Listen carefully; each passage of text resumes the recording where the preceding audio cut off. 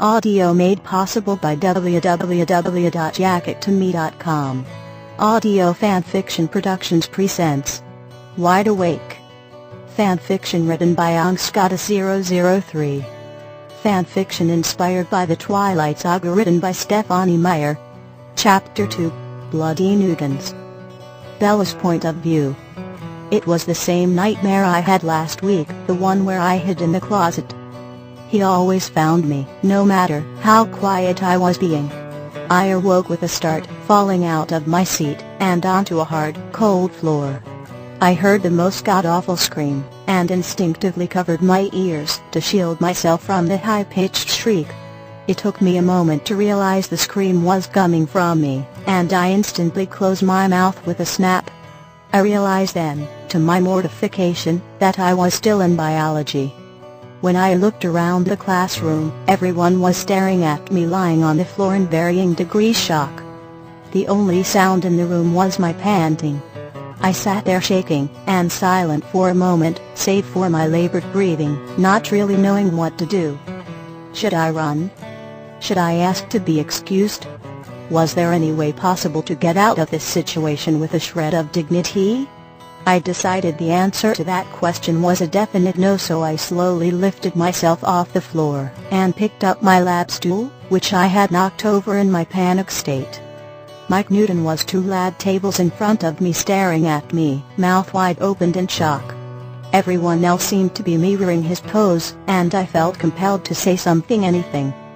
But I was completely and utterly frozen, standing there grasping my lab stool, like it was the only thing keeping me in this room, this school, this entire town.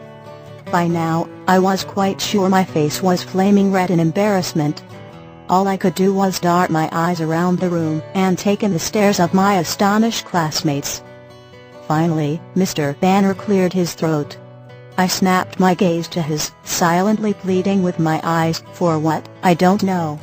He opened his mouth like he was about to say something, then snapped it closed again. He did this 4 times before finally speaking.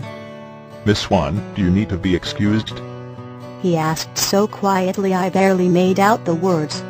Not trusting my voice enough to speak, I nodded vehemently and pried my grasp from the lab stool to pick up my bag.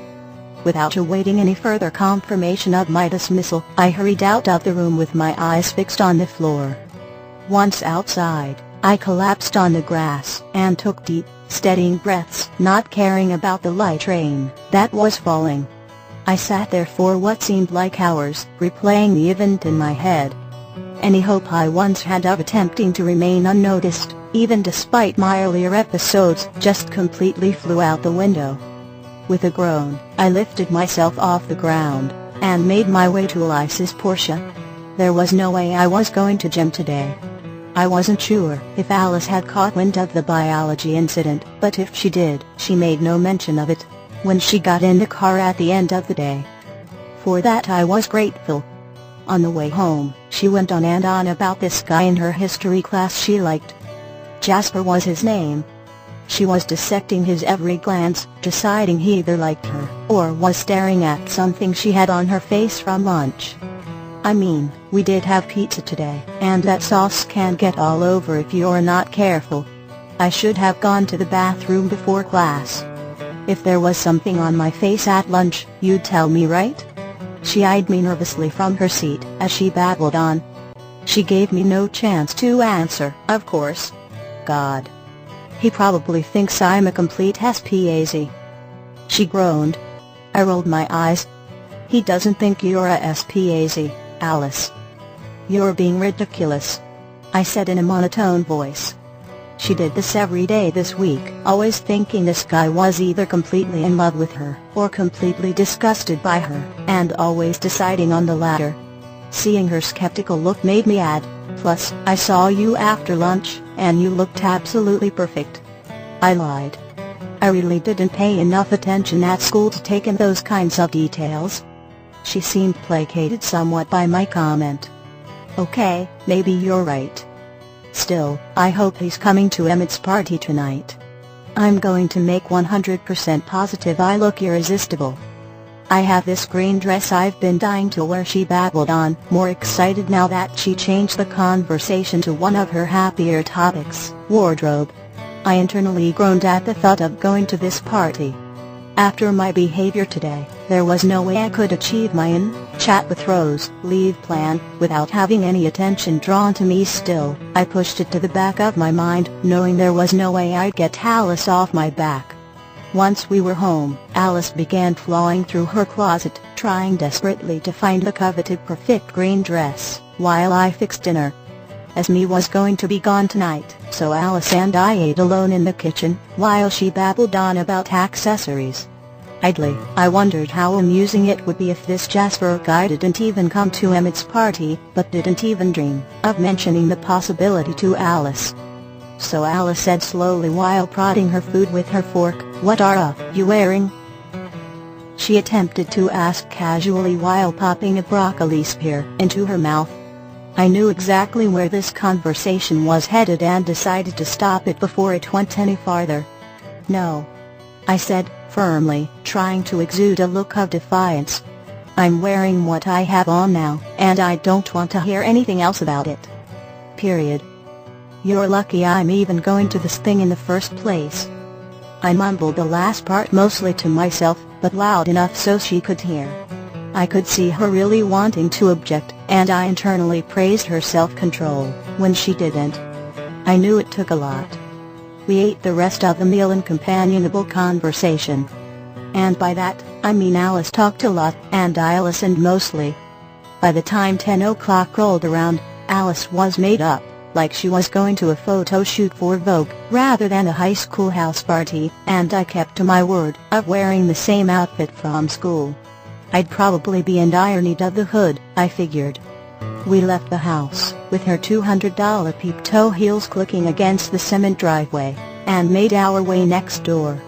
I didn't know much about the Cullens, except what Alice told me. Carlisle Cullen was some hunky doctor who had two adopted sons, Emmett, and some other guy I'd never met before. Edmund, or Edward, or something. She didn't say much about him, because Jasper is his best friend, and of course the conversation never went any further than that due to her inability to say Jasper's name without swooning over him. I had half the mind to find this Jasper guy and beg him for mercy. Would it kill you to just talk to the poor girl? I was broken out of my thoughts by the loud music emanating from the large, white house in front of me. Alice was so excited I thought she might have an aneurysm. She went ahead of me up the walkway, and disappeared into the doorway that was left open for the guests.